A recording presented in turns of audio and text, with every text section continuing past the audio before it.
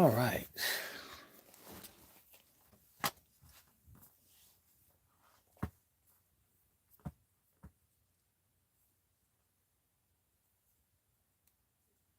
Hello, hello, hello, hello. Blessed Sabbath. Good afternoon. How are you, Brother Roland? Um, I hope everybody's good. I know I'm a second or two behind, but that's okay. Today won't be too long. Message is simple. Yeah, I like the chef hats. I got some more.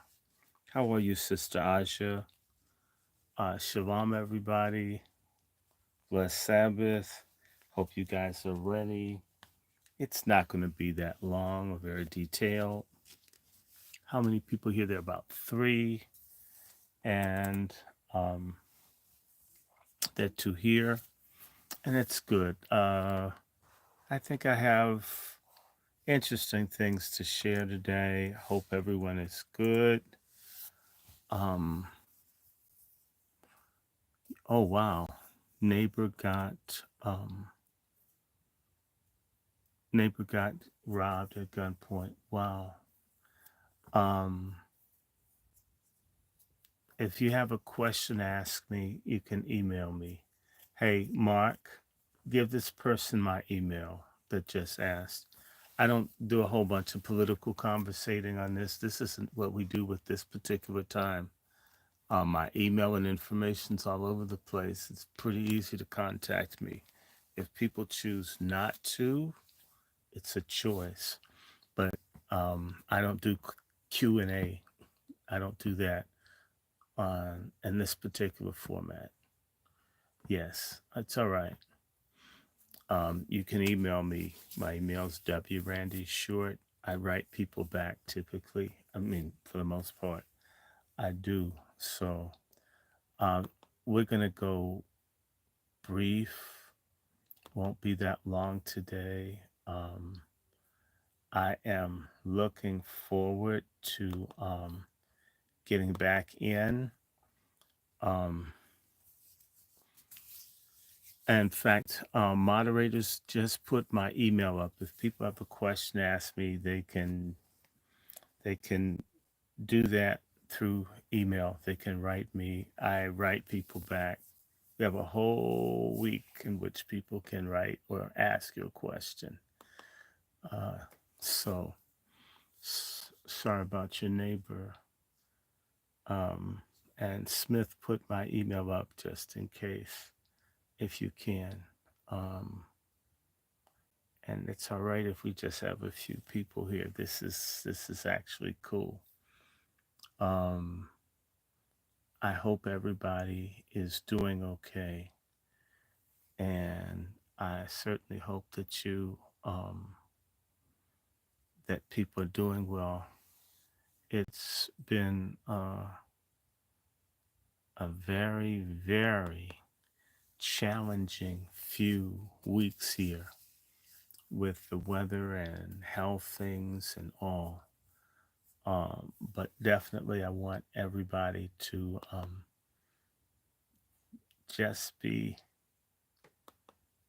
as the message for today is, be content and be ready.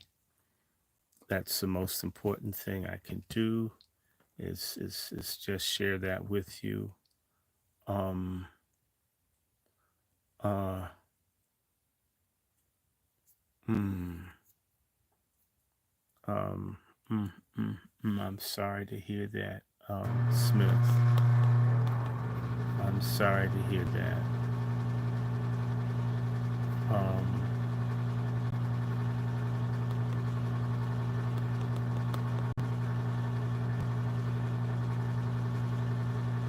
and let me try this one other way. I'm gonna try one other thing.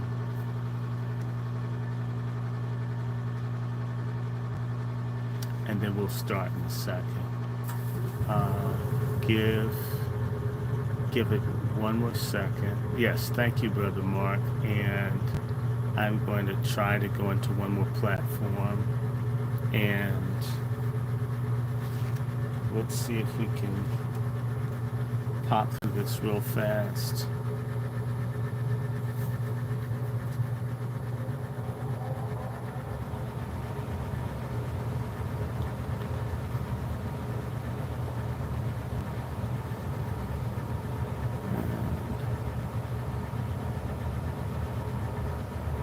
Okay, we're up to 21 over here. All right, 4 here and 21 here. All right, let me just go ahead and get this thing started. First and foremost, thanks everybody that's listening. Uh, I'm reading from Matthew 6, Luke 12, and Romans 2. And the theme for today is message to Black Americans. Be be content and be ready. God, we thank you for this Sabbath. We thank you for this first day of February, also known as Black History Month.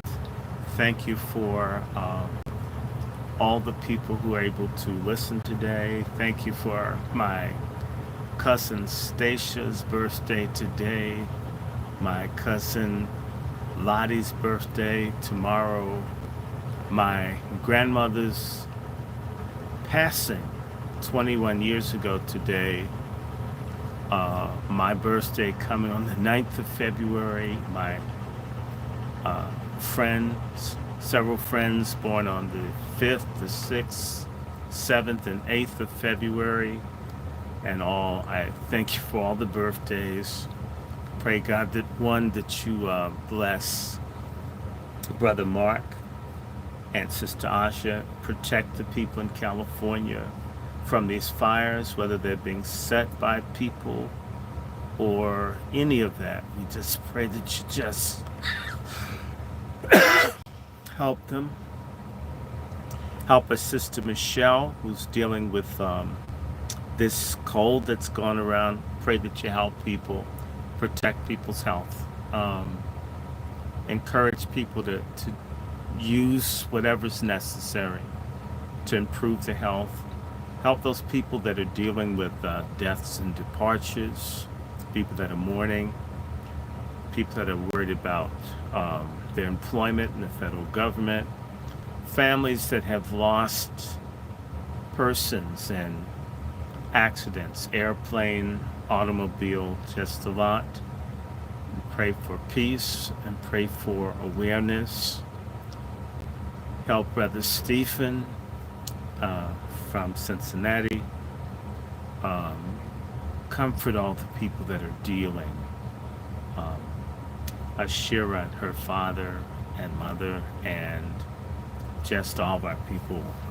Again, Brother Smith and Mrs. Smith, Miss Smith in California, all the people that are dealing with environmental challenges, inclement weather. We just pray that you bless and protect them, and that what's shared today makes a difference.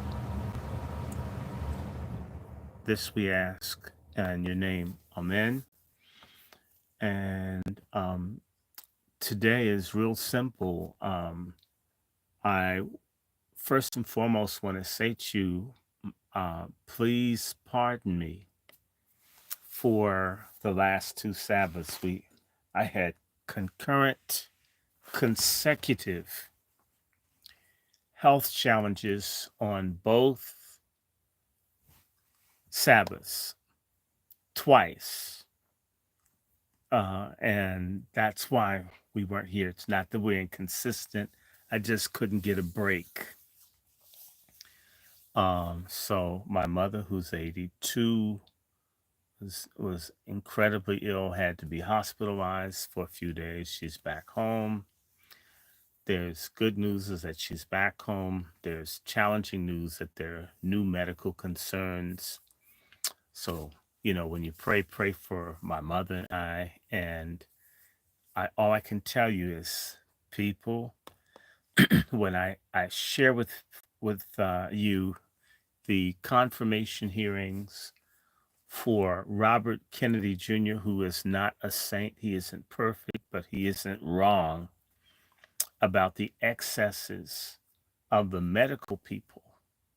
I mean, these people, um, I cannot begin to tell you how terrible the medical establishment is in America. How many people are harmed, poisoned, misdiagnosed, overdosed, experimented on, lied to. It's horrific. And I mentioned in past, there's a book by Hoffman, Hoffman. It talks about the Negro, but you had eugenicists from Germany named Hoffman that came to the United States and recommended, since we're going to do some Black history, um, that that healthcare be unequal, and that healthcare deliberately not help blacks, that black people be denied healthcare so we would die off.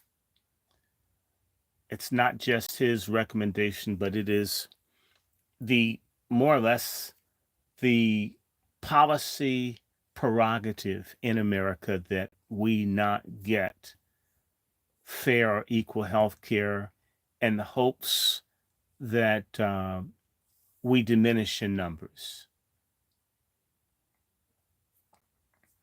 I repeat, and I have the book somewhere. It may be close at hand, it may be somewhere else, but Hoffman is his name. You can look it up.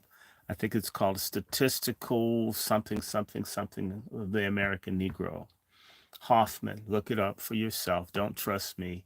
This isn't like some regular church where you're like automatons or you just listen to what and you take everything. Don't believe what I'm saying. Take notes. Go look it up. You'll find it for yourself. I'd love for you to do that. And if you did, you would be helped tremendously, because what ends up happening is that you will find out I have no desire to lie to anyone, to manipulate anyone, to cause someone to not like anyone. I don't have any desire to get you to hate. I do want you to think. I do want you to uh I do want you to do that. And I all I want you to do is to read for yourself. That way you'll know, right? You'll know what's best for yourself. You'll know the information. And I'm saying that, saying to you that within the last few days, I spent a lot of time in the emergency room within the last few months, over and going to the doctor over something that doctors never told me that they could have told me. I asked questions. I don't think I'm stupid. I really think I'm an educated patient that tries to know what's going on. And instead, people are trying to sell me another painful operation. If you can imagine, can you imagine that? I go in to see the emergency room to talk to, because there's a medical concern. And instead of people doing a thorough investigation of what my health status is, the first thing is to recommend to me that I need another surgery. And I want you to understand that that is incredible. that that happened instead of them doing thorough work. Give me one more second. I'm going to start. I just want to see something. Um, just a moment.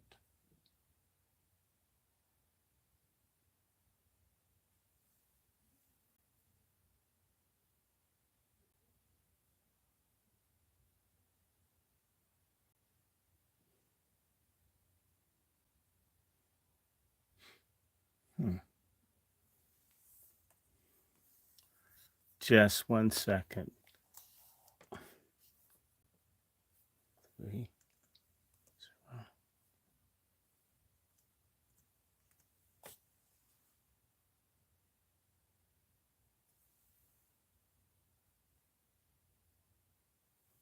Okay. So I'm back. I didn't leave you. Um,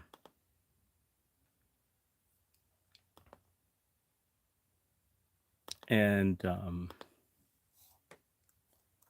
and I want one more second to say to you that even my grandmother, who died today 21 years ago, was in a medical facility, and no one knew she had cancer. She died of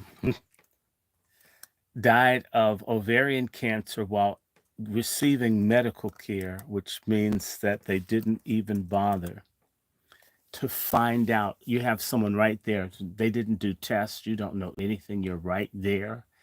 I mean, they're seeing you're checking your blood and doing all this stuff, and nobody saw cancer, which means my grandmother, that comes from a family where people lived as long as 120 years, wasn't uncommon for people to live to be 100, 115, 120. And my grandmother died at 93 from cancer while being in a place full of doctors and people that could have looked. And so this confirmation hearing for Robert Kennedy, whether you like him or not, uh, you should hope that truth comes out and hope that we get. Robert Kennedy has been honest that a lot of the medications and things that are made have a bias against Black Americans. He's been honest, and the main people that are attacking him, the main people that are attacking Mr. Kennedy right now on the Senate confirmation group are persons who are have received, many of them, millions of dollars from the pharmaceutical corporations. And Elizabeth Warren in particular, yelling, screaming, rudeness, and I forgive me for taking this instead of going right into what I wanted to share with you sermonically, but just um, follow the money that people are paid by these large companies, and all kinds of things happen. My adopted uncle died as a result of Vioxx, destroyed his heart. They know sometimes that these things do not work, and they do not, they market it anyway. And if they can beat off or avoid lawsuits, whatever, they will continue to sell and market things that hurt people. Uh, I am hoping that the most recent friend of mine that I learned about, that died on the 21st of last month at the age of 49, I'm hoping, but then again, I don't know, but he should have lived longer, at least to 50. We now have people dying at very young ages. A lot of them look like you and I. And even when they can afford medical care, they're not being treated well. This is wrong. This is murder. This is genocide. This is wicked. And it's amazing that you have people. You even had a black woman senator, Angela Ossa Brooks, who is attacking Mr. Kennedy, who, by the way, campaigned, her main campaign platform was abortion. There you go with the unmarried black woman screaming about abortion yet again. People, if you're feeling where I'm coming from. So there's a conspiracy against your health. There's a conspiracy against us as a collective. If you don't learn anything in Black History Month or throughout the year, I mean, it can be every day, it is that you have a unique history. This country has a very, very, very, very negative history towards us. It won't change, but we need to change ourselves. And so I'm going to segue in. I want to let you guys know. Let me see. Hmm. Hmm. Let me see if I can do this. Okay. Um, I'm looking at this and I may find out. I'm going to find out in 1 second if I can get into StreamYard. And if not, we'll just go ahead. I just need 1 more second. And pardon me for, but I hope you don't mind me talking about this. But if nothing else, what people need to be cognizant of, there was another month prior to there was Black History Week, and then it became Black History Month. But almost at the same time that you had the development of Black History Week, you had Negro Health Week. And let me pull that up and mention that to you. Um, it's topical because a lot of people are sick. We're in the middle of a quademic. Uh, you may not be aware, but there are four very deadly viruses, and I know I had maybe one or two of them. Actually, Negro Health Week started in 1915, and it lasted until 1951. National Negro Health Week began in 1915 in response to disturbing findings by the Tuskegee Institute that highlighted the poor health status of African Americans in the early part of the 20th century. At a session of the Tuskegee Negro Conference in 1914, the founder of the Tuskegee Institute, Booker T. Washington, brought forth data which showed the economic cost of the poor health status of the Black population of the United States. Are y'all hearing me? And and what I want to say to you, let me say some more. The United States Public Health Service then instituted the National Negro Health Week in response to these findings in order to improve the health status of the Black population by educating members of the community, providing greater access to health care, and encouraging an increased number of Black professionals in the field of public health. National Negro Health Week was observed during the first week of April and focused on the educating of Black communities throughout America on the methods of acquiring health care and informing students on proper health practices. The creation of the Negro Health Week, National Negro Health Week, resulted in the formation of the National Negro Health Movement, which helped form which formed to improve the status of the health of Black America year round, like our history needs to be.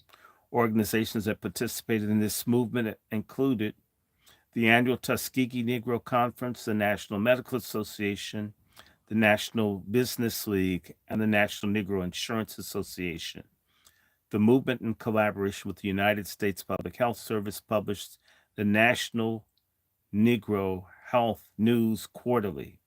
The publication focused on planning for the annual National Negro Health Week activities, as well as reporting on new data and reports related to the status of Black health. I'll stop here, but I will happily share this link with Mrs. Kelly. And if you want this is from the National Archives. It's not hard to find these things, but you need to know there used to be a national effort to uh, help turn around Black health. And then uh, around the same time that the civil rights movement heated up, all of a sudden, people weren't concerned about doing anything about Black health. Read between the lines. Don't blame me for the history. But that's a Black History Month factoid for you. That's a Black History Month factoid for you. They stopped. The United States government, as well as the Boule and all those people, and Booker T. Washington's influence, and the effort went away from Black people's health to let's go to other people's hospitals. Other people should solve our health problems. We need other people to spend money. Not that there's nothing wrong with the money, but let us look to the very people who have led to these disparities to suddenly solve the problem for us that only we can do for ourselves.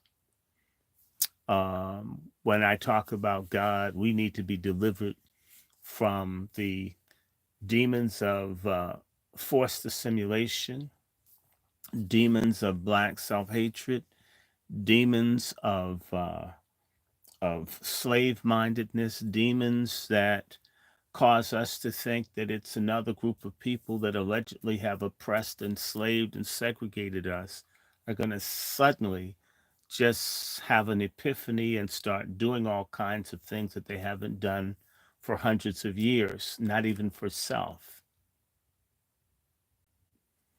Somebody say amen. So I want to get right into this. Before health emergencies interrupted this series, which is called Message to Black Americans. I'm Dr. Randy Short, if you don't know me. I have a parachurch called SALT, which stands for Salvation and Liberation Temple. One, your soul needs to be saved. And yes, you need to be liberated from poverty, injustice, racism, Black self-hatred, Boule oppression, white supremacist oppression, from illegals replacing you. Yeah, you need to be liberated, but you need to have a saved soul. Liberation without a saved, sound, grounded mind would basically mean you'd be no different from the people that put you in the hole that you've been in. And it also will put you in another hole when this life ends. Our ancestors, as I was talking about when I last shared with you, came to a saving knowledge of God during the Great Awakenings. These were religious revivals that occurred in England and the United States. And the United States, basically two people were formed. What you call white Americans became more or less the people who then wanted to break off from England and become the United States of America. There's a direct relationship between the teachings of the preachers who were going around during the Great Awakenings that started and the third third decade of the 1700s and ran literally into the 1760s, just before, maybe a decade or so before the American Revolution. So you get out of it uh, white nationalism, Anglo American nationalism, and you also have out of the Great Awakening a reacquainting of what you now know as what Black Americans, Negroes, African Americans, whatever people want to call us, the people who are both indigenous American or whatever you want to say, Aboriginal Americans and the Africans and those people of some blended ancestry from Europe that are now called Black Americans. We range in all shades, hair textures, sizes, became a people. Out of the Great Awakening came the Negro spiritual, which is the basis of all American culture, comes out of the Great Awakening of people from Africa and the Americas and from Europe, seeing themselves as a people called by God, and they began to create music and art, and that is what American culture is. And for all of the Luciferian, satanic, insane black idolaters who want to eliminate the role or the importance of Christianity to Black Americans, aside from them burning in hell and them taking you along with them if you listen to them. I don't care. I mean, in fact, get off this, go, go, go. Your brain is too small. Your brain is too small to be on this. How about that? Okay. Yeah. Speaking of black self-hatred and the lack of respect and the lack of decency, um, yes, absolutely. God give us our MFM. Yeah, we don't tolerate that on this platform, not in this particular session. We're trying to be serious. I'm not doing any jokes or anything, just talking about what is and from a spiritual perspective. And so, yeah, that person said, my hat's too small. And I said, his brain is too small. And maybe a lot of other things are small too. That's why you're on this thing. God help you.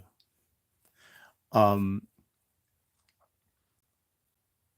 so, what I'm trying to do with this series and these discussions is to show people the connection because there's this major lie going around. And there's generations of incredibly confused Black American folks. I mean, there are a range of things. It's church abuse. Um, your mom was in an alley with a gang of guys. You don't know your father, your mother, if you're a girl, whatever. You know, you're taught from the floor up. It's intergenerations of whatever it is, drug abuse, alcoholism, masonry, Greekism, whatever it is, or Bouleism. And you're all off on stupid tangents that is leading you straight to hell. We weren't always this confused. And that leads me to my topic for today. My topic for today, and I'll go straight into it, is be content and be ready. There's a passage of scripture that says godly contentment is great gain. What it really means is to know God, to be thankful for what you have, to know God, to be in relationship with God, to appreciate life's basic things like just being able to breathe. I know, folks, it's alleged that we've got a lot of asthma in my extended family.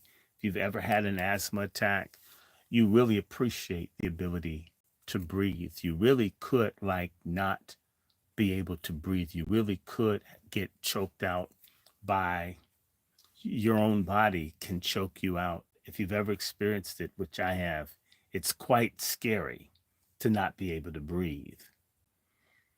The fact that we're able to respire, we should be thankful to God because it really doesn't have to go that way.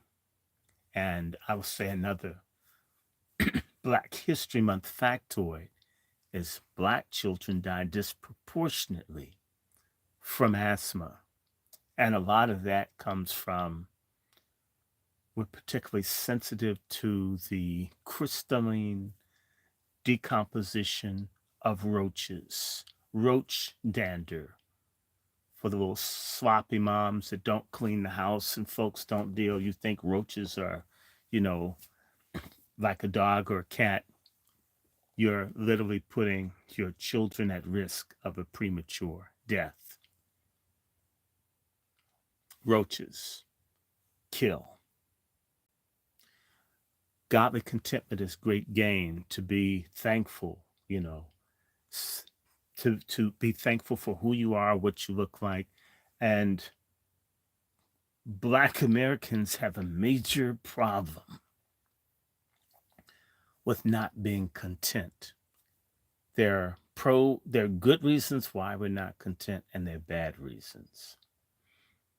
The good reasons is if you know you're not being treated well, and there's more to be desired. There's nothing wrong with that. But then there's the other excessive side where you need to go to a party and rent a booth for $1,000 and drink Cristal, and your kids can't read or write or compute. And you wish you had more money to spend like that, or you do $2,000 worth of hair care a month, but you're struggling to pay a mortgage, or you don't have insurance of any kind. Godly contentment allows you to balance. Godly contentment means if you've been with someone 20, 30 years married, you don't wake up one day and decide, I just don't want to be married to this person. The marriage got to end. It's a shout out to you Black women that have the highest rate of divorce in this country. It's insane.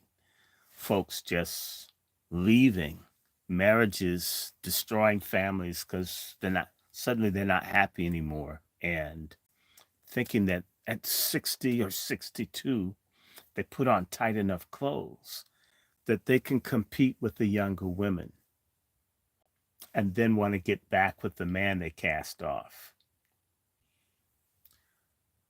Or people who can't find enough people to sleep with, or there's not enough drugs or alcohol, there's just nothing, not enough cars, not enough shoes.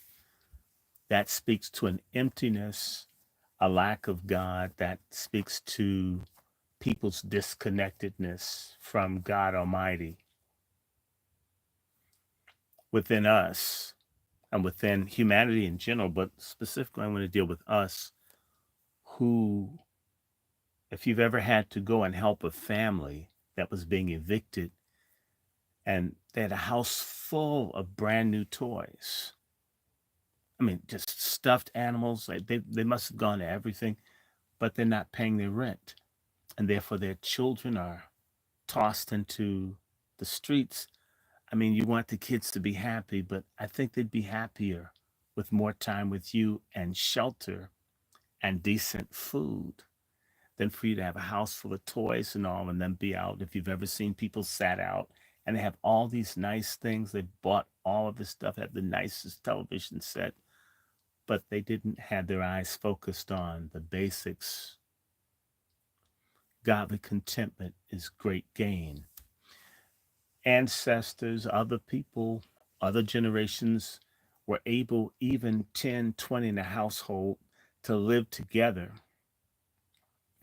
and amass money like other people do and buy and own property versus people who couldn't be content to share any kind of space with anyone and therefore can't afford the apartment that they're in, aren't qualified for a home loan, even though there's discriminatory lending, and would never live with, there's no one that they can get along with, and yet despise and look down on the people in another group that are 20 in a house who are pooling their money, who end up buying you out of the house or the apartment that you're in.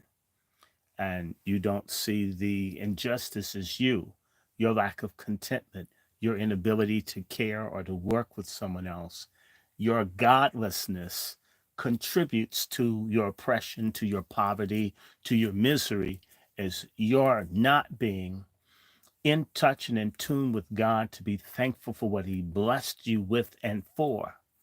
People who don't like their children aren't content with the children that they've been blessed with without learning that they've done studies that Black children are uniquely gifted. We abort them or we abandon them. We beat them. We let them go into the child and family services in greater proportions than probably any other people other than Mongoloid Native Americans. Um, you don't like the men in your group, and yet everybody else is chasing the men in your group, even men in other groups.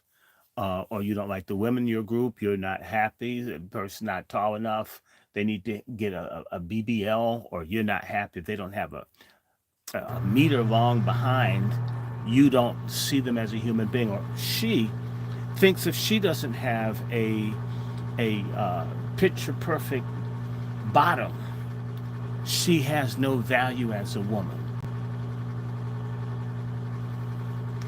Godly contentment is great gain.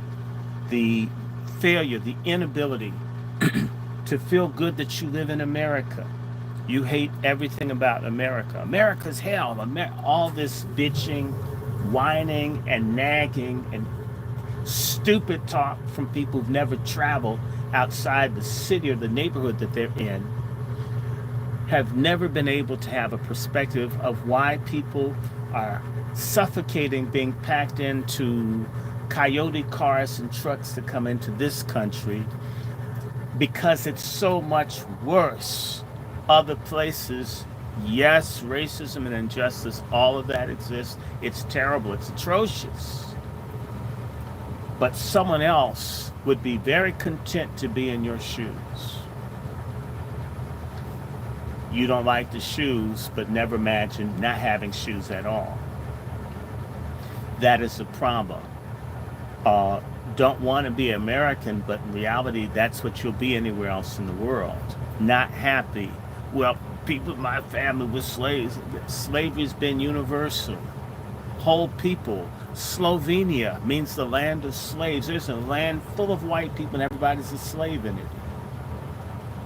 But if you don't have the ability to thank God for, hey, may not be perfect, but there are no manacles on my hands, I've not been branded, our lack of contentment, our families are more busted up now than when folks were selling kids away. When master was taking kids, at least you wanted the kid. Now we abort them or we kill them. We're not content. That is a sign of not being connected to the Most High God. That's something that we must learn to do. We need to be very thankful. The most important thing that we can do when we're in a country that looks like it's going into a trade war with its three largest trade partners, China, Mexico, and Canada, we might end up being grateful for $3 eggs because they could be $10 and $12 eggs. I'm not saying that that's right. Beef, which red meat isn't good for you to eat anyway, might not have it. There's certain countries where you go into stores, they don't have anything. I've been in the stores in Cuba, there's nothing to buy. I'm not criticizing Cubans. I understand Cuba's been harassed by the United States, but in real time, the average Cuban walking up and down the street would freak out in an American grocery store, even if the food has been genetically modified. They don't even have that option. Being grateful, being thankful, being content is very important. I'm going to get right into this. I'm going to go right to this scripture. Everybody get with me.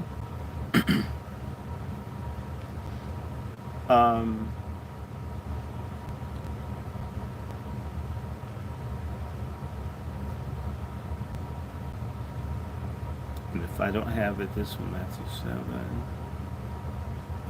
Okay, I'm going to go to Luke 12.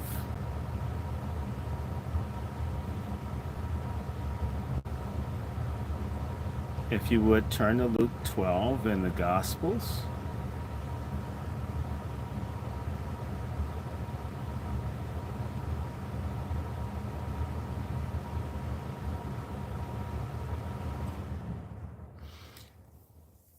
We have a story right here. It's in Luke 12.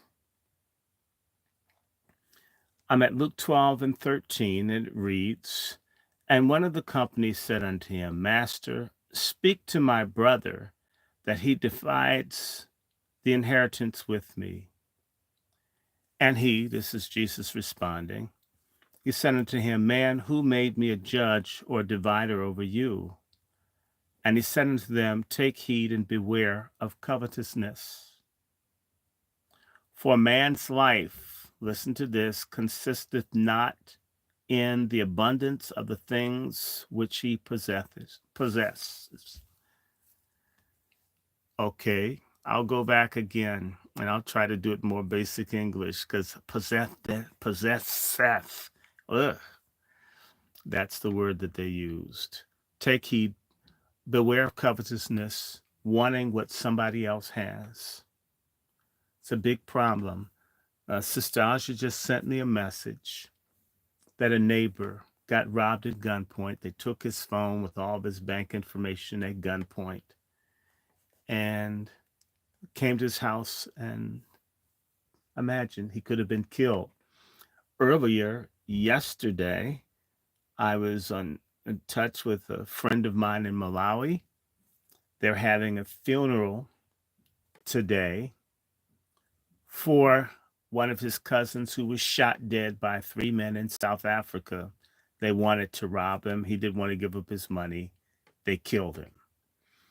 In South Africa, back in the mother country where everything is perfect, says the liar Pan-Africanist. In South Africa, the people who are indigenous to South Africa do not like foreign, non-South African natives, in particular black ones in their country. They rob, kill, beat. Anything can happen to you because they don't want you there. The next time someone tells you, and you need to tell this to all the foreign black people here, um, Black Americans, with all of our flaws and faults, don't systematically target other people for violence or retribution because they're not the same thing as us in America. People who carry on like they do here, who need to learn some contentment, you need to thank God you're in America, foreign black folks. Because in other countries, if you carried on and you did and you mouthed off against the native population, they're not kind. They really will kill you or burn your house down or whatever, which is wrong. It's evil, it's sinful, but they demand and command respect. You are blessed to be in America where you can mouth off and talk trash and get opportunities that you did not fight for. You have no concern about who got them as long as you get them. When the 14th Amendment has nothing to do with you, the civil rights movement you did not help or participate in, you did not build this country, and you are benefiting at the expense of people you look down on. Try that in another country. I'll wait. You need to thank God for Black History Month, for the crooked liar Nigerian politicians in America who are the kind that come out and speak against Black History Month, and yet everything they get comes off of the history made by Blacks in this country. You need some contentment and stop coveting what we've acquired, and we don't even have our share. We don't have our MFM.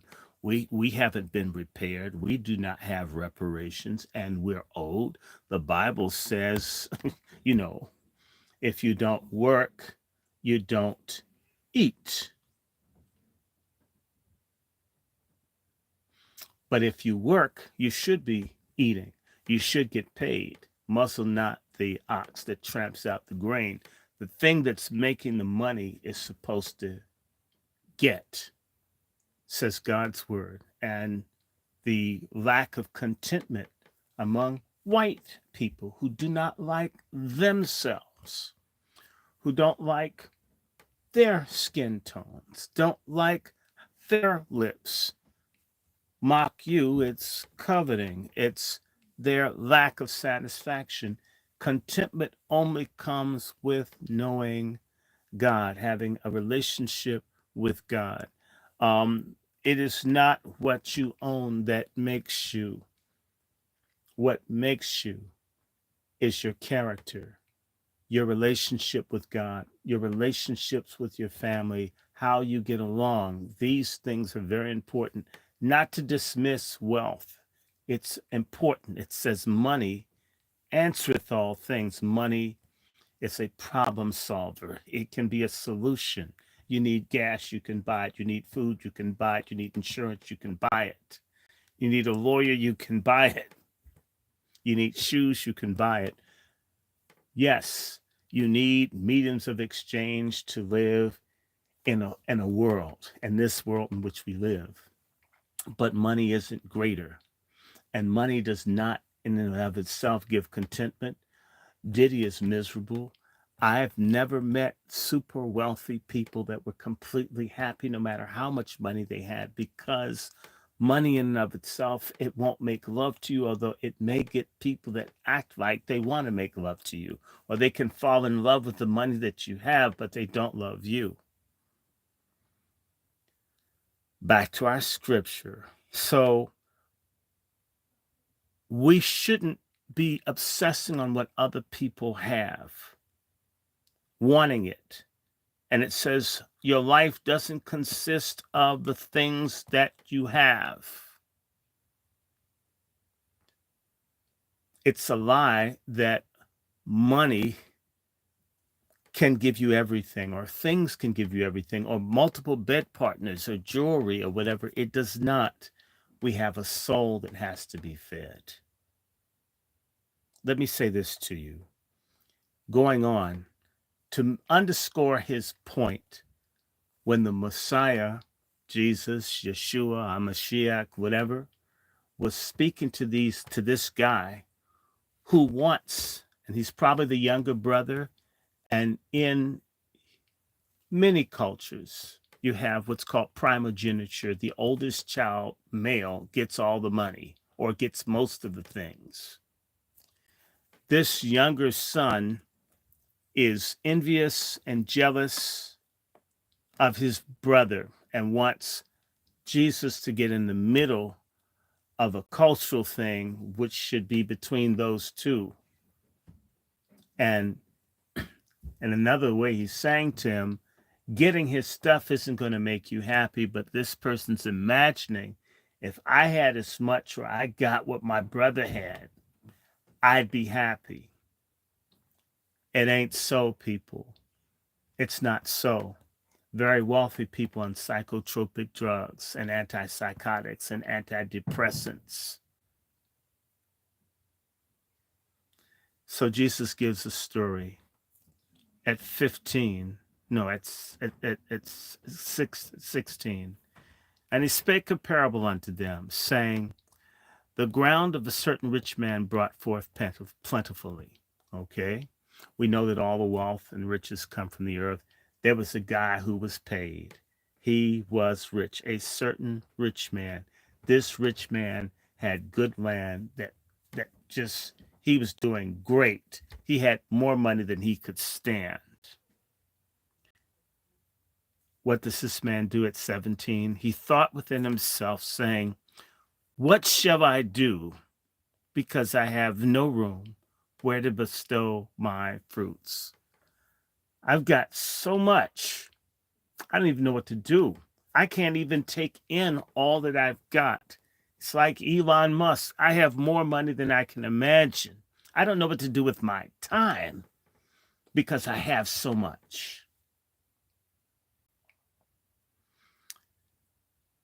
At 19, he reads out and says, and I will say to my soul, and listen to this.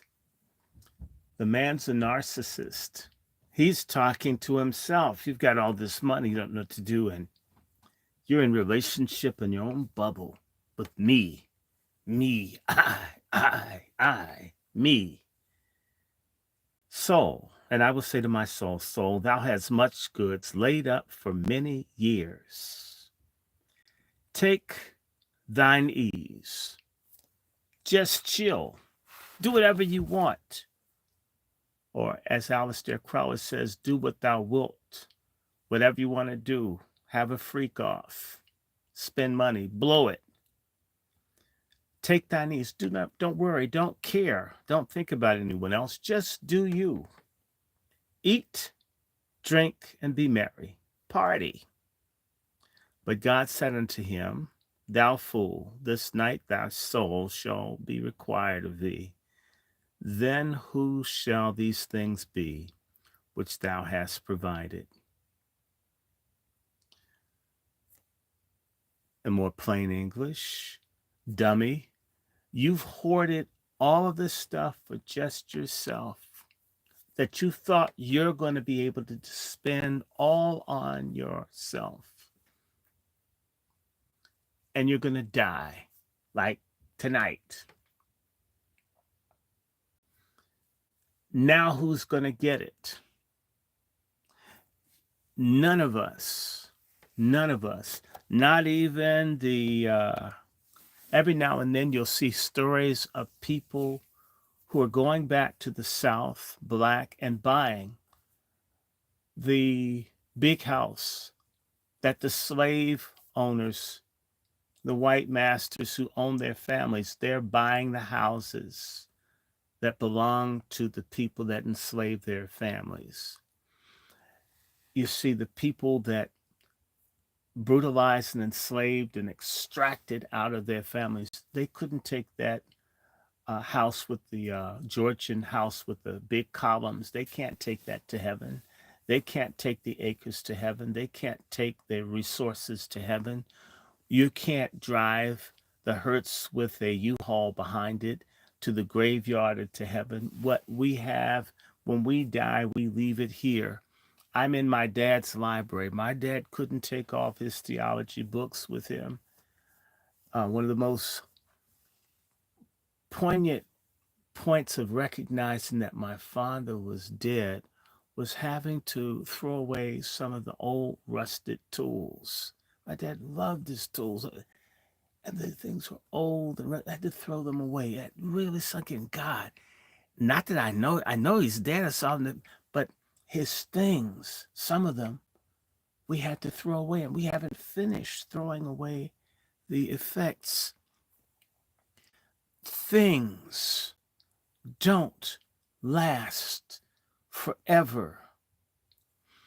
Things don't provide you salvation. They can't go anywhere.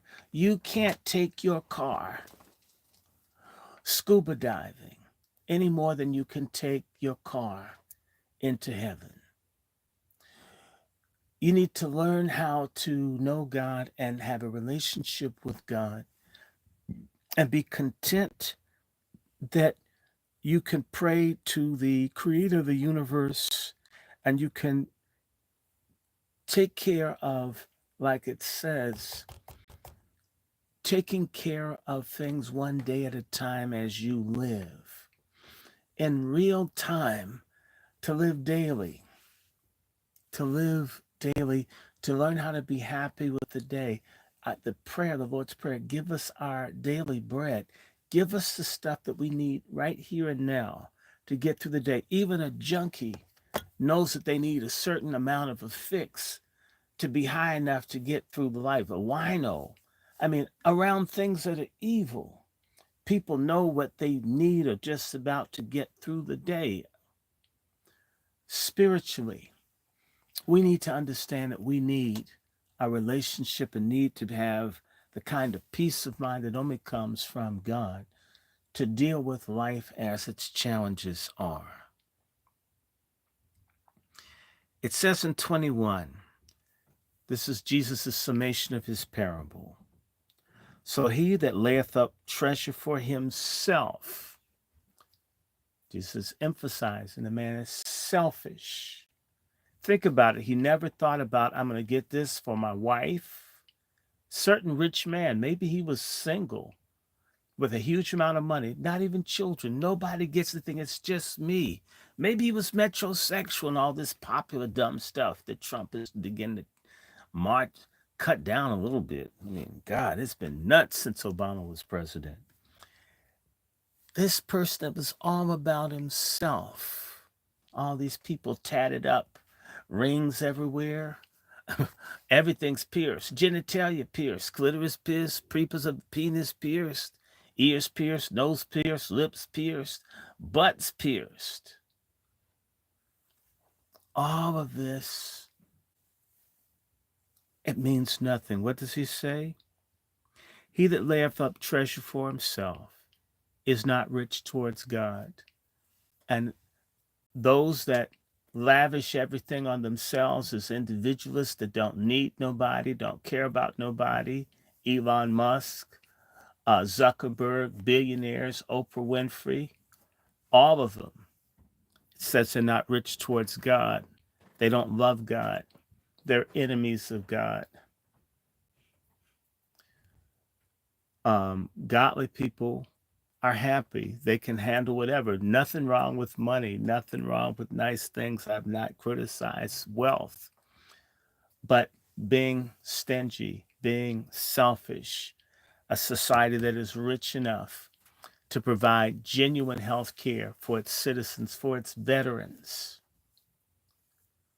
for its children, that has bombs for Ukraine and bombs for Israel and weapons and all of this, but can't do basic things. Treat school lunch like it's a luxury. We have the worst school lunches in the world. Awful food, waste food for the children, right?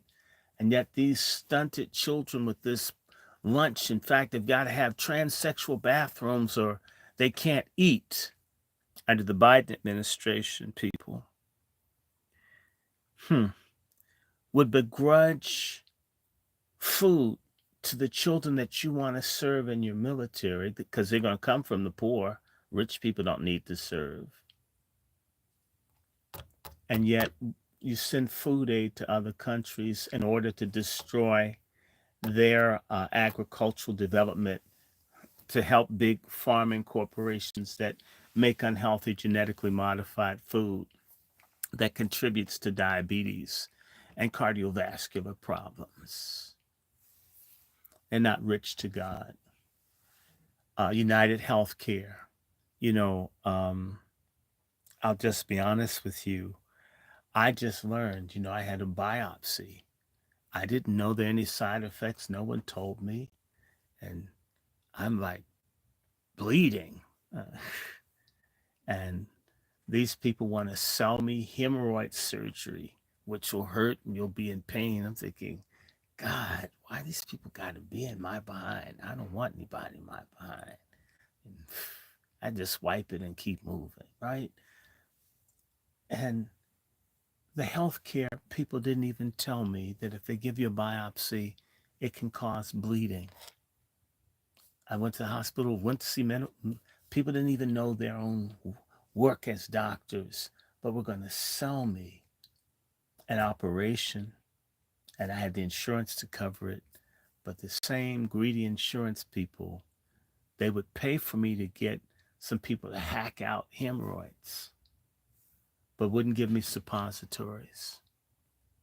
The cheap thing, that United Healthcare thing, that Luigi Mangione, the person who allegedly shot the guy in United Healthcare, that guy's multimillionaire, and he thought he was going to get to spend that money at somebody shot him. These people who all of a sudden, once he got shot, they no longer held your medical bills against your credit rating. I don't know. That's a bad sign. What, you have to shoot some of these rich people for them to do right by the masses of us? I'm not suggesting that. Don't go out and hurt anybody. Please don't do that. Don't hurt nobody. Please. I'm only saying that the guy got shot and then everybody started doing stuff differently. But The real issue was they had more than enough money. Insurance companies had almost a 260% increase in profits. Their cost only went up 50%, which means for every dollar in services that they had to give out, that was more. They got 5.6 or five, about, yeah, no, 4.6. They were doing great. I mean, you're making way plenty of money, but you're not rich towards God. How you rich towards God is how you treat other people, how you think about other people. America's greatest sin is its racism, its hatred, its bigotry, its nastiness towards its colonized black population and how it treats people in Latin America and in Africa. Um, when America as an empire declines, and I'm not praying for it because I live here. I don't want to be overrun by Chinese or anybody. It's bad enough with what we got. But when this empire falls, it may be the very people that were messed over that come and conquer here.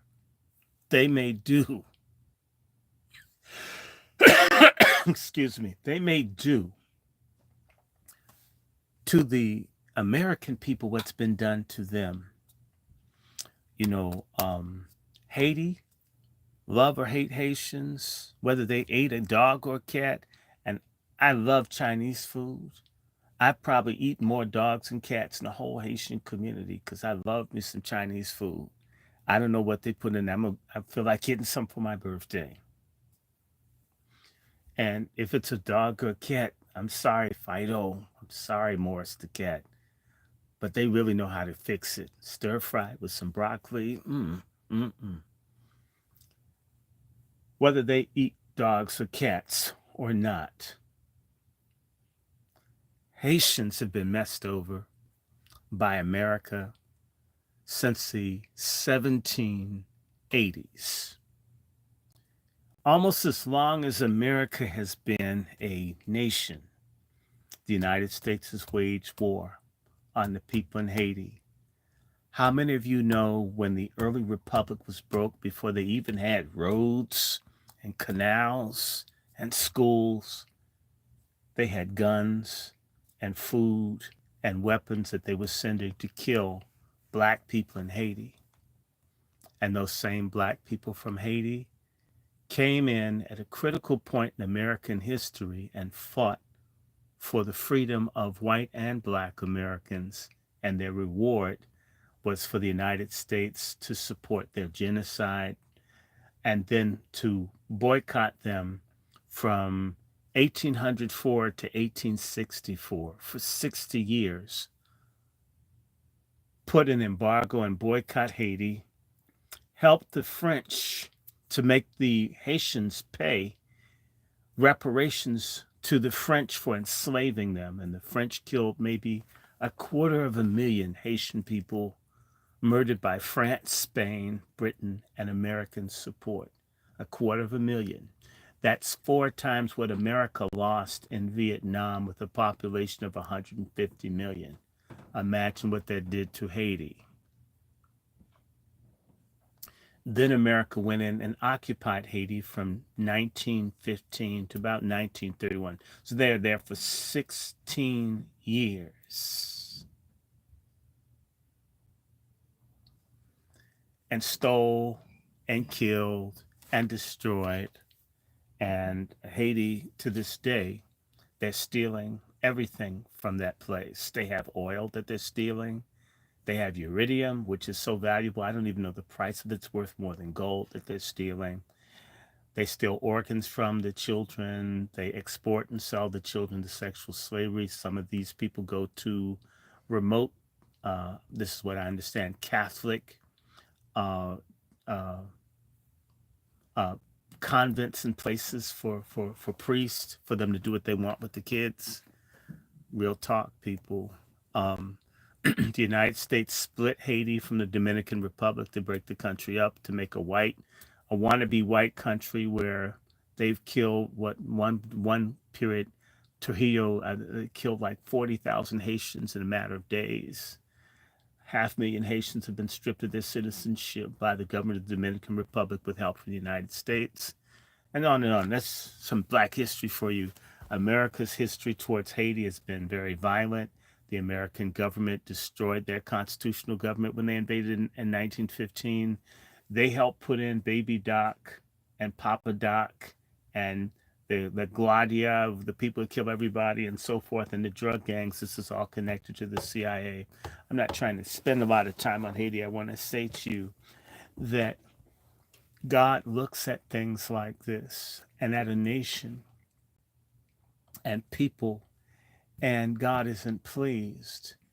And uh, America has enough land. It's got Alaska. It's got all this other stuff. We need to learn how to be content with what we have versus trying to rip off everybody everywhere else and think that there won't be a consequence. To think that you can mistreat uh, the black population for forever and that there's not going to be a consequence. I beg to differ. And I'm not here trying to tell you to hate nobody. I'm very straight with people. My family is super mixed. I've learned, I mean, I've been shocked. The more research, I'm like, my God, I like the way I look. But if you saw my family tree, you'd be amazed at how I look vis a vis what's on that tree. And I like the way I look. I wouldn't change it, but it's like I shake my head, but I don't mind. I'm happy with what I look like. Wouldn't be anything else. Glad I don't look like the other things on the tree. And I'm saying that to say to you, I don't hate them. I don't hate anyone. I don't want you to hate anybody, but I do want you to love yourself, to love your neighbor, to love God, and to be thankful for who and what you are, how you look, your nose, your hair, whatever. And what little bit of clothes you have. You could have been naked. You could be out of your mind. There's a lot to be thankful for. To even have a history. I think about going to Australia, people, and being around Aborigines. They have a history, but nothing like ours. You go to Brazil, wonderful people. Our history beats the hell out of theirs. Jamaicans, too, say what they want. Our history beats the hell out of practically any people that call themselves black in the world last 300-400 years. In spite of everything, we have something we can be content about, that we did something and we could do a lot more if people weren't standing on our necks and if we weren't standing on our necks. Being rich to God means sharing, helping one another. People were rich to God in Tulsa. They were rich to God in Wilmington. They were rich to God in our old black communities where people helped each other and supported each other and had these Negro business leagues and they had Negro Health Month. They were rich to God because they looked out for one another. Those were successful black people who were concerned about broke ass black people. My God, I wish we were like this now. Our rich 1 in 6 black Americans who have 1.5 or more trillion dollars that comes into their hands that they won't invest to build up people. Everyone's making money. Look at this deviant. Look at this deviant person. Deviant. Ooh, a lot of deviant people. A lot of deviant people. Mm. Like I said, hell will be integrated. A lot of wicked black folks. We got a lot of y'all are just absolute Luciferian trash. If you guys don't repent and turn this mess around, I won't mind you guys burning all this garbage. We need to get our feet off our own necks, get out of our own way. If you couldn't find black thugs to sell dope to black people, would matter how much they produced in the Golden Triangle or in Afghanistan or in South America in Peru. Fentanyl wouldn't get into our neighborhood unless some scum that looks like me wasn't willing to push it. AIDS wouldn't move around if folk weren't trying to spread it. We need to repent, need to get right with God, need to clean this mess up. In fact, Black History Month spends way too much time celebrating about who great. We hear about the same damn people year after year. But if we're so great, why are things so jacked up? Why aren't things that are within our capacity to solve and change? Have we not taken it on and done it? And we have this issue of being how can always celebrating. There's always a party. I could see people with strobe lights and strippers and party favors at funerals that people would they'll get that low it's coming and pouring Moet. How long before folks start like twerking at funerals? Find an opportunity to do the most paganistic celebrations of stuff when really we should have our heads down looking at what we could do to turn our situation around as a collective. And by the way, we'll need God's help. Again, people need to be content. They need to be content and rich towards God and decent towards one another. It's very important. It's very important that we do that. I want to also turn you to Matthew 6. I'm almost done. I was going to do something in Romans, but I think I'm going to skip it because I don't know, this coughing is annoying. And I don't want you guys to watch me gag up in here. If you can, turn to Matthew 6.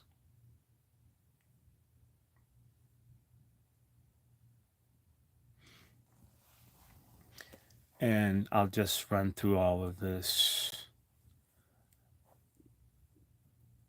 There's a second part. In fact, no, I may do the Romans thing. I'm in Matthew 6. I'll just read all of it. I'll highlight the part that I want you to know. Take heed that you do not your alms before men to be seen of them. Otherwise, you have no reward of your Father which is in heaven. Part of our lack of contentment as a people is we need folks to praise us. Everyone has to be a celebrity.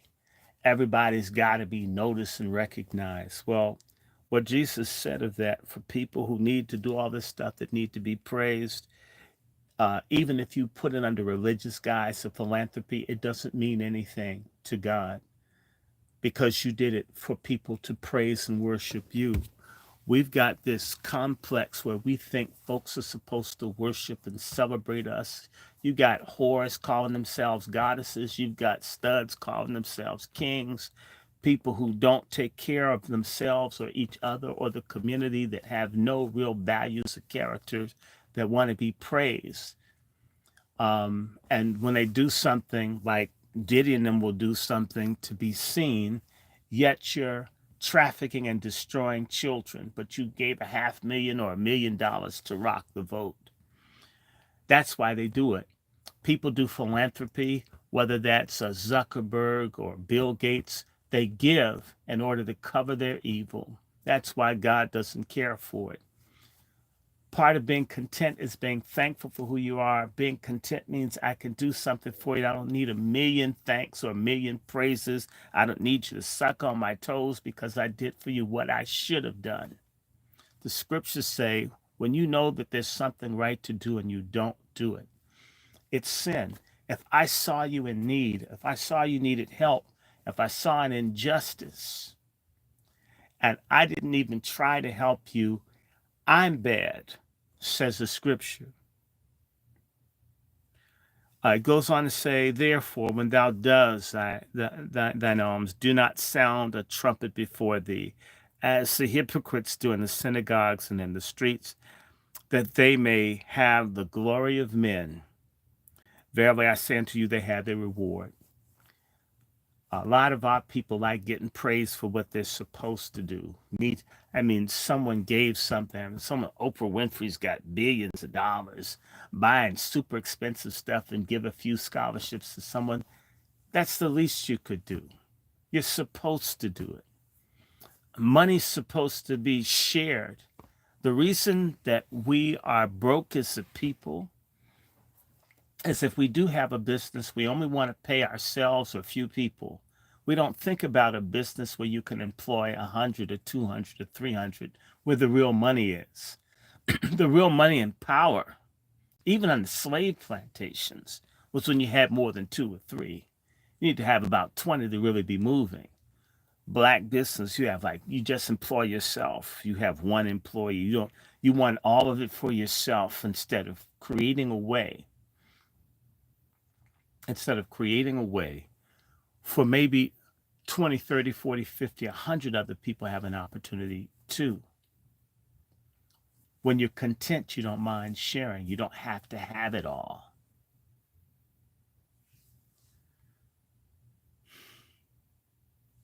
It goes on to say, when you do alms, let not thy left hand know what your right hand doeth. It doesn't need to be on blast when you do good. I do things, I don't talk about it to people. It's not that important. If I want to help you, I helped you. If I want to do something, if I could, I'd do it. There are a lot of things I wish I could do and I can't.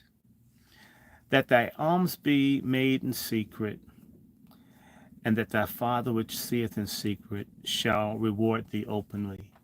God blesses the people who bless others who don't need their ego stroked, to need to get an award. And in fact, I want to take a second to say you have all of these morally, ethically, programmatically bankrupt black organizations that constantly have award ceremonies. And if you go, they've got awards and plaques all over everywhere. These people don't do anything for anybody. We've got more awards, more shows, more all of this. And these people don't mean anything to us or to anybody. It's all about stroking self, the worship of self. It's most important. It's most important. Your reward comes from God.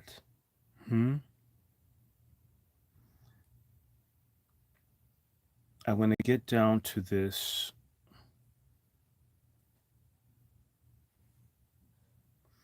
I want to skip down, and I'm at 6 and 19.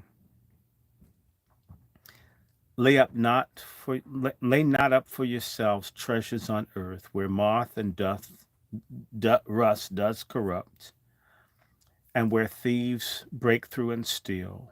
But lay up for yourselves treasures in heaven, where neither moth nor rust doth corrupt, and where thieves do not break through nor steal. For where your treasure is, there will your heart be also. We as a people, because we're not content, we waste all of our money. We get it one day, it leaves our community the same day. Not even our churches put their money in black banks, but black banks are the ones that lend them the money to build. It's amazing. If your money isn't in your community because there's no love in your community, you don't care about your community, you don't spend, you don't invest, you don't buy, you don't build schools, you don't do that because you aren't content. You hate God for making you black in America, and you therefore are drugging, whether are self-medicating with things, when in reality, if you had the joy of the Lord, you could be happier.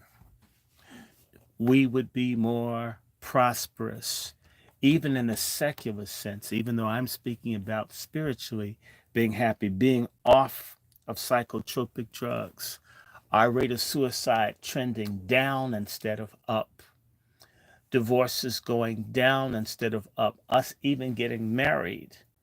Us not eating so much until we've made morbid obesity sexy and body positive to look like you're about to have a cardiac event or episode. right? Where your treasure is, there will your heart be also. And it says again, our people, no man can serve two masters, for either he will hate one and love the other, or else he will hold to one and despise the other. You cannot serve God and money. You can't love things and money and all of that and love God. You can't be righteous. You can't be content. You can't be right. Now, let me get to part two, and I'm about out of here.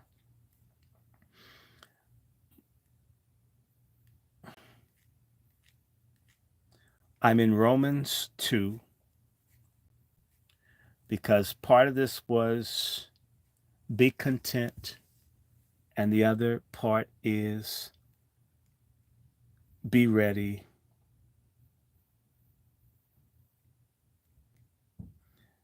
And what are we ready for?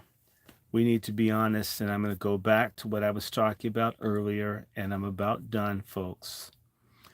I had a dear friend died January 21st. His name was Johnny Coleman the second. He was 49. And he's not the only person I saw that died recently. We saw, what, 7 to 9 people died in Philadelphia, 60 plus people died at National Airport that's 7 miles from where I'm sitting. All these people are dying. Everybody is going to die. And no matter what we do, when I saw the doctor the other day, they said, and I don't necessarily agree with them and I don't claim it, your cancer's spreading. And this man's threatening me with my death, and I need to go ahead and make a decision. And I want to let you guys know I feel great. In fact, feel better than I have in years. So I'm going to tell you, I'm claiming, in spite of the fact that cancer kills and that people who live with cancer, that even if the doctor's prediction I've got 5 years or less with it, I'm ready when God calls me. I'm at peace. I don't worry about it. And I'm not going to let anyone stress me out.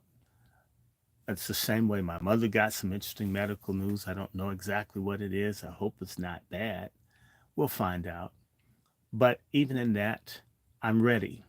And I guess she's ready. And we all need to get ready because God is absolutely going to deal with us. We are going to face God at some point, and we need to be ready. You need to be ready the same way that the folks question why would slaves believe in God or and oh they had this white Jesus image. I know this just makes certain people so mad. A friend of mine had his white Jesuses taken out of his uncle's church, and I asked him could he give them to me so I can show I can flunk because people think I think Jesus Christ is white. But if it upsets a certain type of person, a black Luciferian, if that's what it takes to rattle their cage, and they think I think Jesus was white, I'm not gonna I'm not gonna say what I think he is. Just stew in that. Yeah, get mad.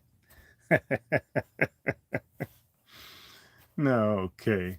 Anyway, oh look at this. Okay. If people are silly, I'm silly too. But I want you to understand something. Um, we're all going to go. Everybody, life and death go together. Okay, it just happens.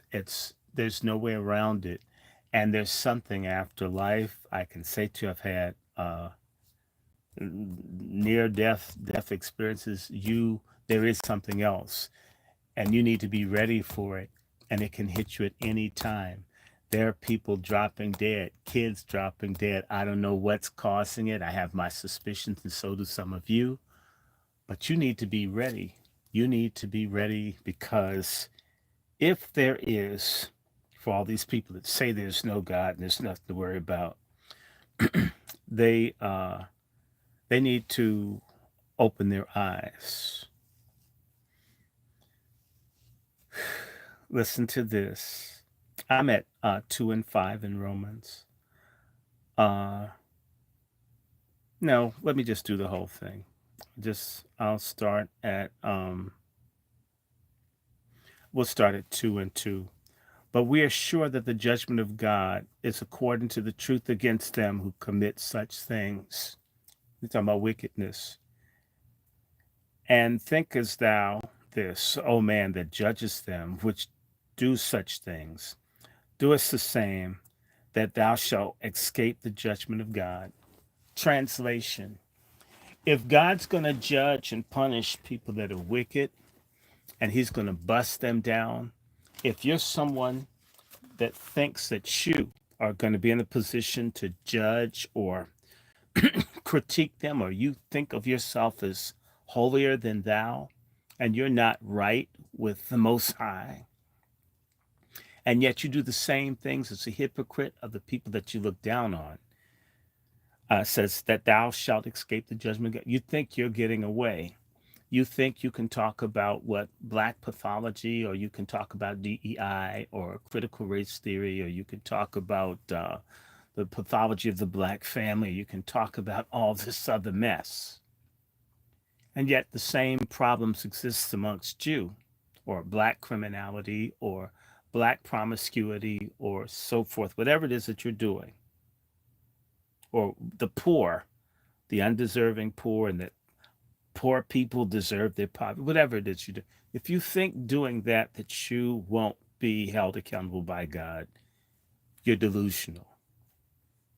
It goes on to say, or despisest thou the riches of his goodness and the forbearance and long suffering, not knowing that the goodness of God leadeth thee to repentance. So either you look down on people, or you have hatred for God. You don't recognize how good God is, how loving God is, how God tolerates and works and endures our worst, not knowing that by God being good to us, he's giving us a chance to make a change, to be ready, to make that change so when your time comes in, you do okay in the judgment. All these folks running around here talking about ma'at. Well, even these people had some concept that you got weighed in the balance somewhere. This isn't unique. There's always been an understanding that there would be judgment, right? It says, but after thy hardness, an impertinent heart treasures up unto thyself wrath against the day of wrath. So it's wrath two times, and the revelation of the righteous judgment of God. When you're not ready, and if you're not trying to like turn things around and be right with God, okay, and you think that because you're hard-headed, or you don't want to listen or learn or change or be open to things of God, all you're doing is creating a high interest punishment account for yourself that will come due when you go into judgment. And what does it say? What does it say of the righteous judgment of God, who will render to every man according to his deeds? Then it changes for the people that get it right. To them who by patient continuance in well doing seek for glory and honor and immortality, immortal life. So it says the people that are content and find peace in being with God find immortality, glory, honor, and eternal life. There is a way to live forever. And then it does a conditional modifier, but unto them that are contentious and do not obey the truth, like the stupid people that make dumb comments in these threads. What does it say for the morons, the idiots, the Luciferians, the deviants, the stupid, the numbnuts, the idiots? I mean, I don't know, people with Down syndrome who are functional, who come on here.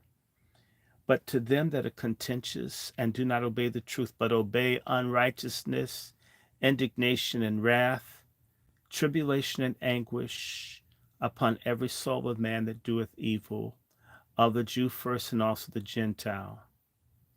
But glory and honor and peace to every man that worketh good, to the Jew first and also to the Gentile. And what is it about God? God is fair. That's why be ready. God's fair. And if you're content, God will be good to you. And if you don't know, God's going to deal with you eventually. It says there's no respect of persons with God. For as many have sinned without law shall also perish without law. As many as have sinned in the law shall be judged by the law. For not the hearers of the law are just before God, but the doers of the law shall be justified.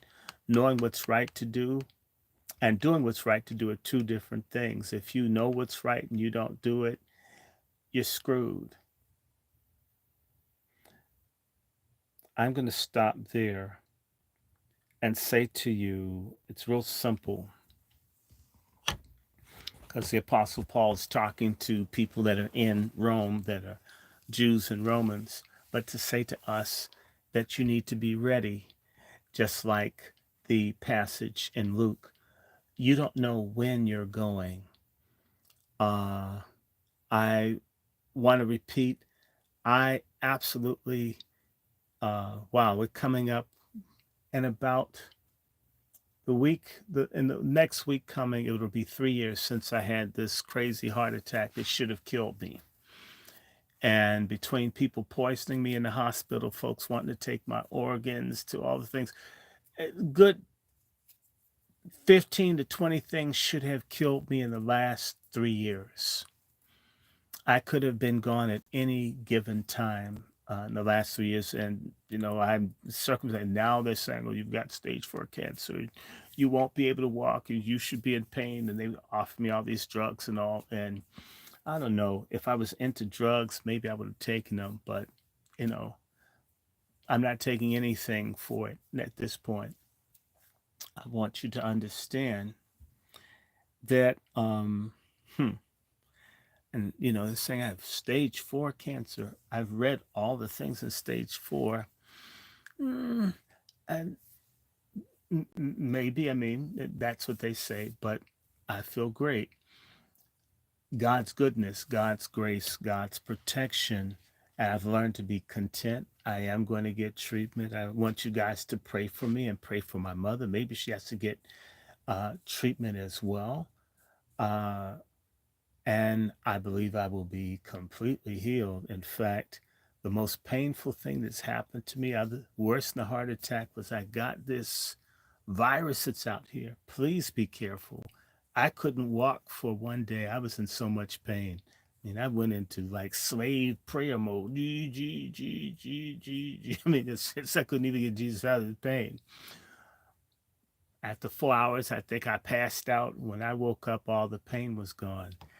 I can tell you, talk to people who've had this cold. This pain is, I have never, my mother said childbirth didn't hurt her as much as this cold that went around. This thing hurts. But I can tell you again, I have a praise report. I had the pain. It hurt to move. It hurt to cough. It hurt to fart. Everything was extreme, mind numbing pain.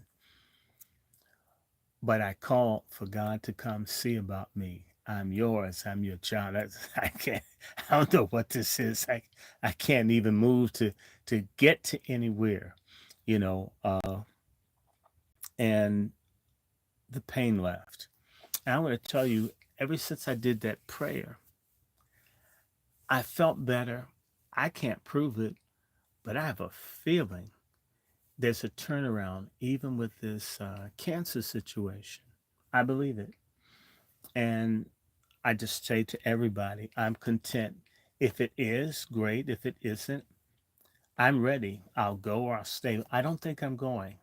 And I don't want anybody to leave here unprepared, but I want everybody to be hopeful and optimistic and understand something. If nothing else, we're going to come back and continue. This God thing is real. It's very, very, very, very real. I understand now more than ever why even during slavery, even when these hypocritical racist liar bigots were talking about Jesus and the scripture, how our ancestors saw around the presenters who weren't about nothing that are burning in hell and saw God for themselves.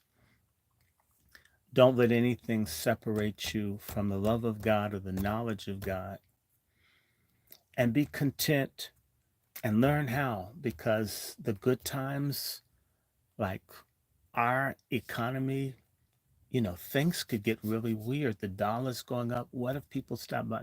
We could have anything happen to the economy. The dollar doesn't really have any value. That's why we have military bases to compel people. Your trust has to be in God and God alone. That's all our ancestors had, and they did real well. If we were closer to God and were content and cared about each other, okay, a lot of stuff would turn around. A lot of stuff would turn around. So I want to say this to you. Um, don't let anybody fool you. Don't let people deceive you with paganism. There's a whole lot. This is a big thing. It's really, really popular. And the scriptures warned us that there would be doctrines of devils and demons. And it's witchcraft on steroids in our community. For all of this talk, for all of their books and studies and knowledge of things that happened thousands of years ago, show me one serious, positive thing on any level in our community that it's impacted. And you'll come up with zero. I'll wait. Uh, it says knowledge puffs up, so people can tell you about stuff hundreds of thousands of years ago. Okay. But they can't tell you where they're going to spend eternity if they got hit by a stroke or heart attack right now. So I'm going to stop here. I went way longer than what I wanted to. I want to encourage everybody. I believe I'll be doing more Angry Black Men. There's so much, but there is a book choice. If you have an Amazon Audible, if you have uh,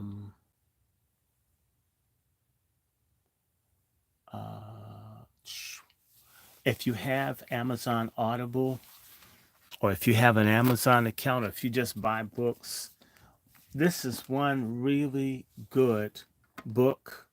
Really good book. One really good book by Gilbert King, The Devil in the Grove. If you really want to look at how uh, far we've come, and yet how much farther. This is a Pulitzer Prize winning book, but this book talks about the how Florida oranges DeSantis, that bigot governor down in Florida. If you want to understand a little bit about Florida and what makes Florida and what black people went through in Florida and why a whole lot of folks pray and had to go to God, things have been very, very, very, very, very, very dark. And things in some ways are better. With God, they will be much, much better. There's a promise that if I'll never leave you nor forsake you, we absolutely have been forsaken by everybody, but we have the opportunity to hold on to God's unchanging hand. We should grab it. Don't let anybody deter you. And if all these other ancient esoteric ideas were so wonderful and great, why aren't they working for the people back in Africa and Asia and everywhere else? And why are they fighting over what God blessed us with here? A lot of our people don't know how blessed they are. I'm going to stop here. May the Lord bless and keep you, and may his face shine upon you and give you peace. I pray that we're together. My birthday will be literally after what the 9th of February. So send me a greeting. I always respond to email from folks that are not off the wall. My email is wrandyshort@gmail.com. wrandyshort@gmail.com. If people like what I do, you can always help or support. You, you can Cash App at $ Dr. Randy Short. You can Vimeo Dr. Randy Short. You can, what's this thing? Patreon Dr. Randy Short. You can Zelle or PayPal at my email, wrandyshort. And I'm hoping now that the weather's warmed up because it was cold, I will try to have a post office box before the month of February is out so we can write each other. And I'm hoping, especially if I continue to feel much better than I had in a long time, to try to put something out in writing. Um, and I'll just say, I encourage you to share this with people. Let people know that there's hope. God is real. It does work. Um, I would just say to anyone that you just don't know.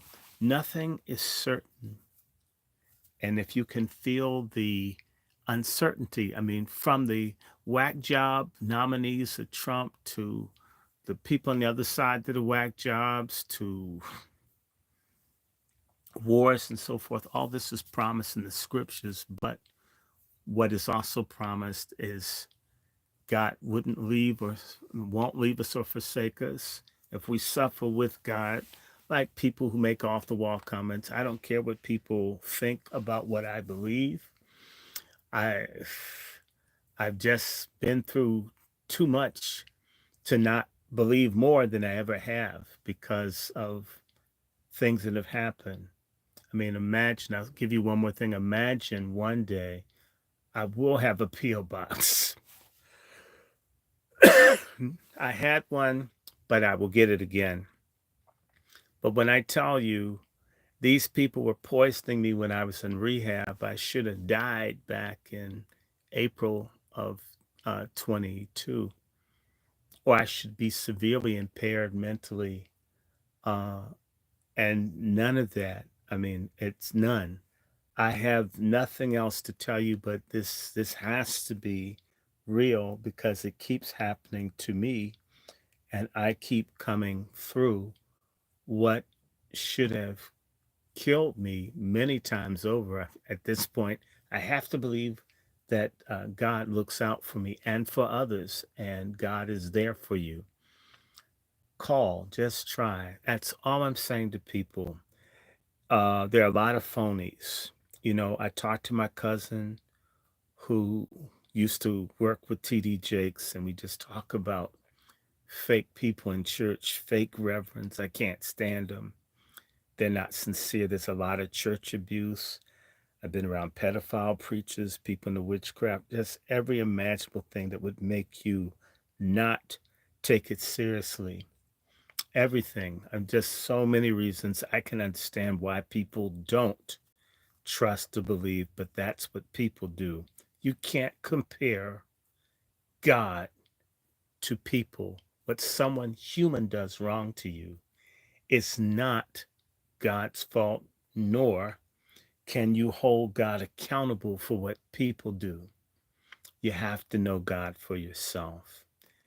If I could do anything, I'm going to do it more because they used to only talk about black this, black that, history this.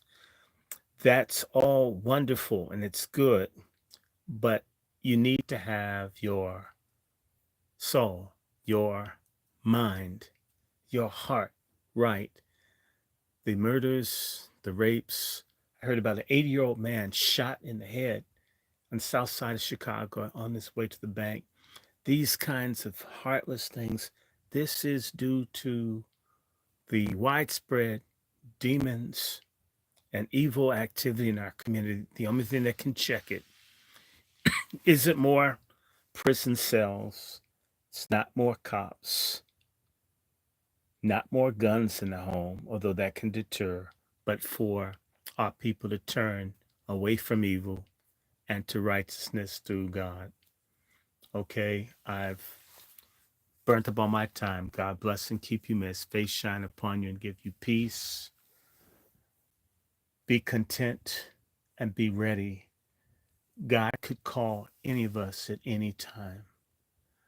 Um, and unforgiveness, if anything, I said about my friend that died last month, he couldn't forgive people. He couldn't forgive his father for something. I don't know what it was. And he's gone. Forgiveness helps. It fights cancer. I'm not saying let people walk over you or hurt you. I would never say that. But I will say for your own well being, for your mind, for your peace, for contentment, for you to be able to be forgiven by God, forgive others, take care of your heart, soul, and mind. I love everybody until I get together again. I might even read some of this devilness too much. Okay. God bless you. I'm out for now. Bye bye.